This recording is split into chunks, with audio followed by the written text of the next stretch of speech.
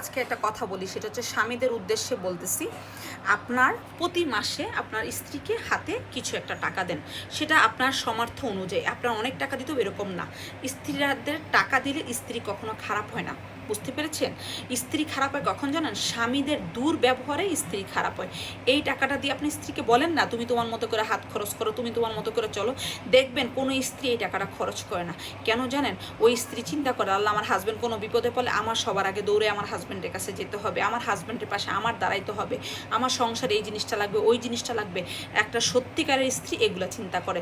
এই জন্য ভাইদেরকে বলি, ভাই স্ত্রীদের হাতে কিছু টাকা দিয়ে রাখেন, আপনার বিপদই কাজে লাগবে, স্ত্রীদের বিপদে কিন্তু কাজে লাগবে না। কারণ স্ত্রীরা সবসময় চায় তার হাজব্যান্ড হাসি খুশি থাকুক, তার সংসার হাসি খুশি থাকুক, তার বাসা সুন্দর মতো চলুক।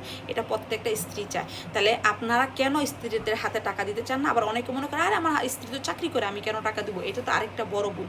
এই কাজটা কখনোই করবেন না। চেষ্টা করবেন সব সময় যেটা স্ত্রীকে দিলে একটু সংসারটা ভালো থাকে। স্ত্রী কিন্তু এর জন্য আপনার সাথে কখনো খারাপ ব্যবহার করে না। স্ত্রী খারাপ ব্যবহার করে আপনাদের দুর্ব্যবহারে।